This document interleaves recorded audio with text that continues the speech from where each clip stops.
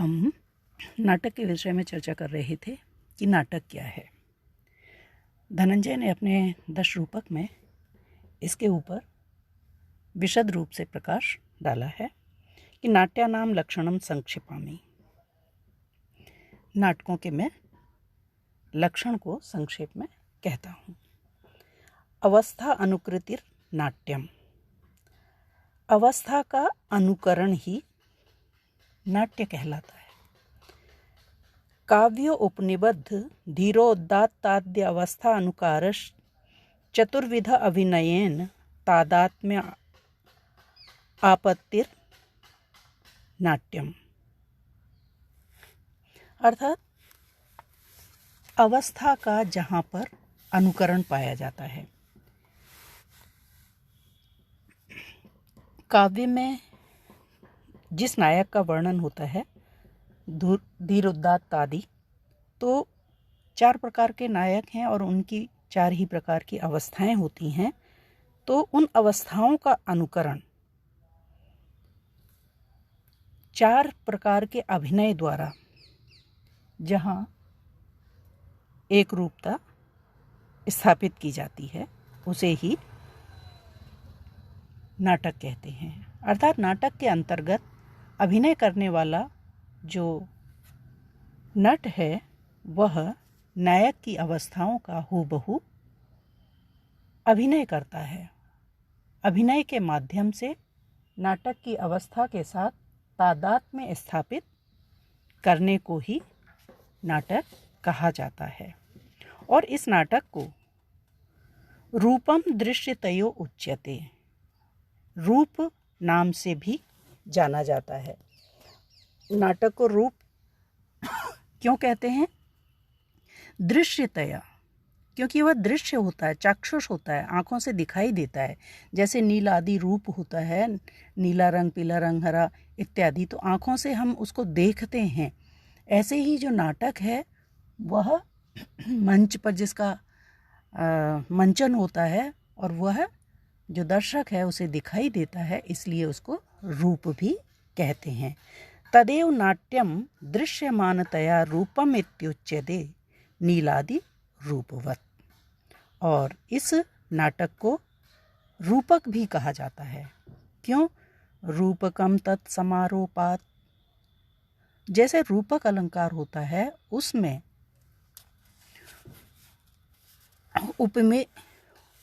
उसमें जैसे आरोपण होता है, उसी प्रकार से नटे रामाद्य अवस्था आरोपेण वर्तमानत्वाद रूपकम मुखचंद्रादिवत् इत्येकस्मिन् अर्थे प्रवर्तमानस्य शब्दत्रयस्य इंद्रः पुरंदरः शक्रः इतिवत् प्रवृत्ति निमित्त भेदो दर्शित है। तो जिस प्रकार से रूपक अलंकार के अंतर्गत उपमेय पर उपमान का आरोपण होता है, जैसे मुख चंद्र, जो मुख है वह चंद्रमा के समान है, तो इसी प्रकार से यहाँ पर भी जो अभिनय करने वाला है उस पर जो राम आदि नायक हैं उनका आरोपण रहता है, इसलिए इसको रूपक भी कहते हैं। और जो नाटक है उसकी रूप, रूपक और नाटक, ये 3 नामों से वह जाना जाता है। तो वस्तुतः वो एक ही है, परंतु उसका नाम भिन्न भिन्न है। जैसे एक ही व्यक्ति है, इंद्र है, पुरंदर है, शक्र है। जो इंद्र है उसी को इंद्र भी कहते हैं, पुरंदर भी कहते हैं, शक्र भी कहते हैं।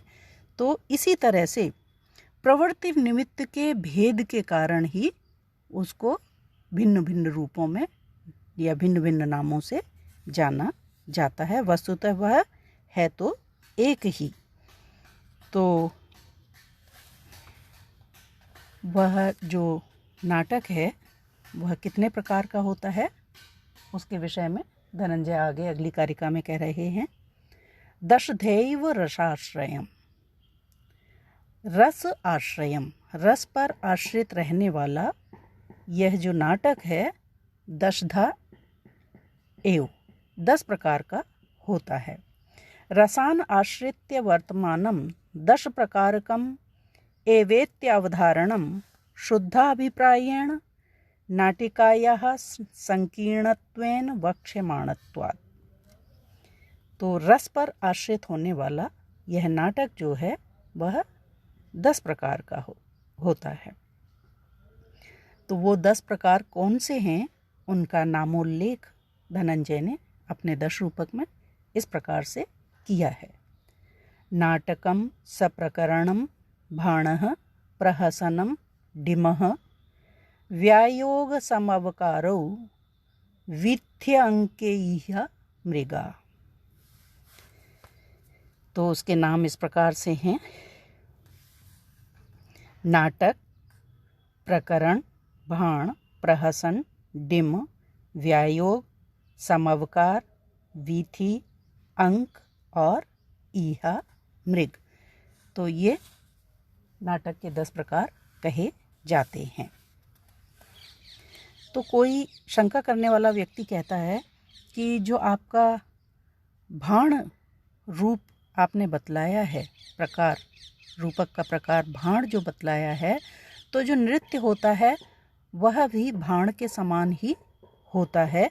जैसे ये डोम्बी श्रीगदितम भाणो भाणी प्रस्थान रासकः काव्यम च सप्त नृत्यस्य भेदः स्युस्ते अपि भाणवत्। तो कहते हैं कि ये जो सारी नृत्य की अवस्थाएं हैं ये भी भाण के समान ही प्रतीत होती हैं।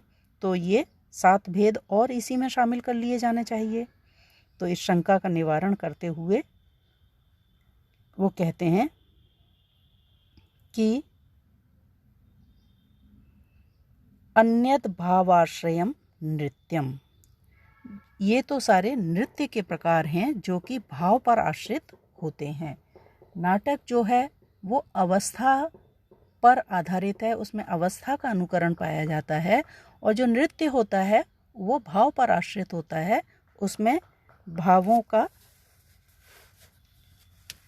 भावों की प्रधानता रहती है, उन्हीं को दिखाया जाता है।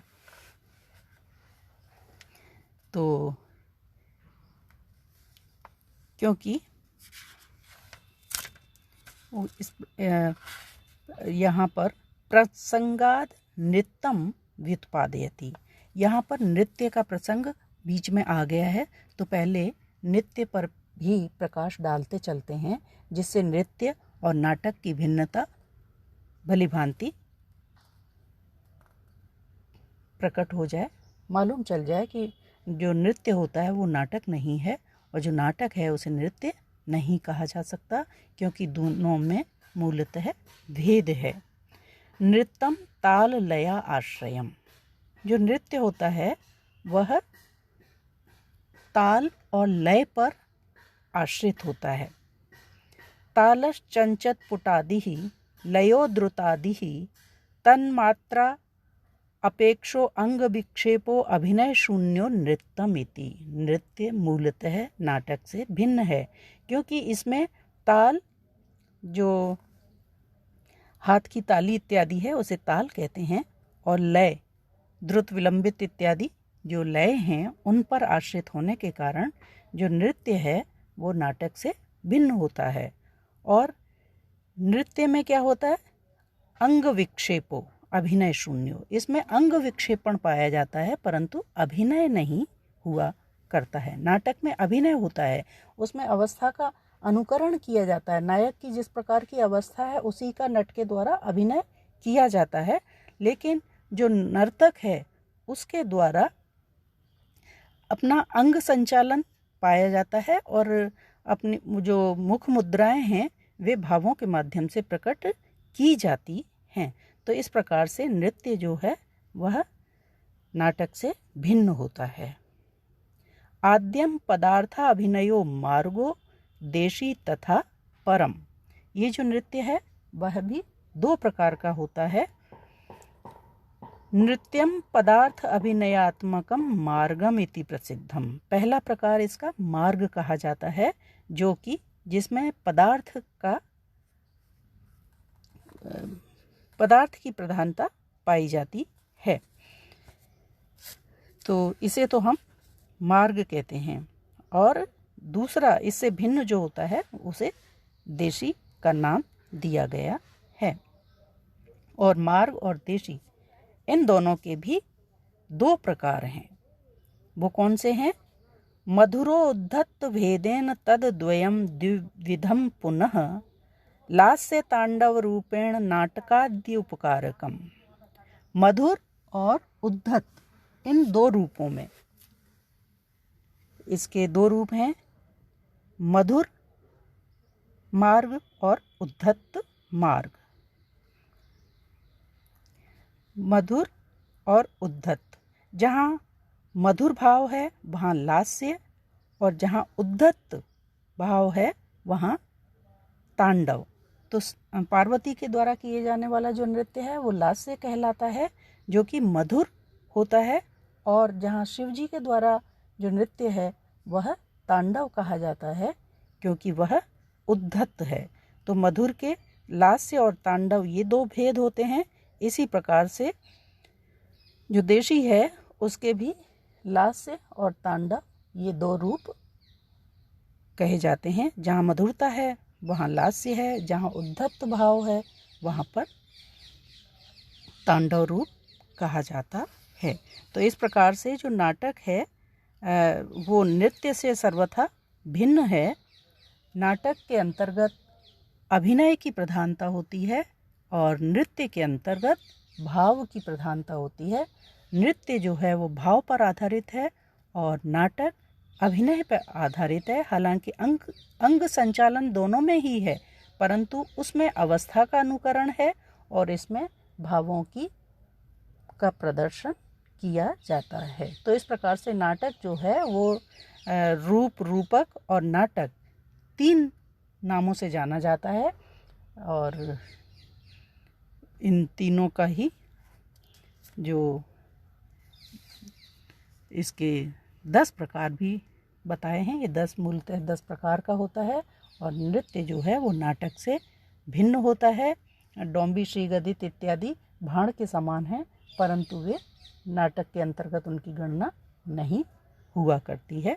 तो इस प्रकार से धनंजय ने नाटक का लक्षण संक्षेप में बतलाया है और फिर उसके 10 प्रकारों पर प्रकाश डाला है। तो आगे चलकर को वो ये जो नाटक अलग अलग किस प्रकार से हो जाते हैं, इन्हें अलग अलग नामों का से क्यों जाना जा रहा है, इसके विषय में वो कहते हैं वस्तु नेता रसस्तेषां भेदक है। वस्तु, कथा वस्तु, नेता जो नायक है, और उस नाटक में जो पाया जाने वाला रस है, ये 3 मूल तत्व हैं जो इनको अलग अलग करते हैं। तो वस्तु, नेता और रस नाटकों को अलग अलग करने वाले तत्व हैं जो नाटक के अंतर्गत जिनकी प्रधानता होती है। तो इस पर हम वस्तु के ऊपर कल अगले अपने अध्याय में चर्चा करेंगे। आज इस विषय को हम यहीं पर समाप्त करते हैं।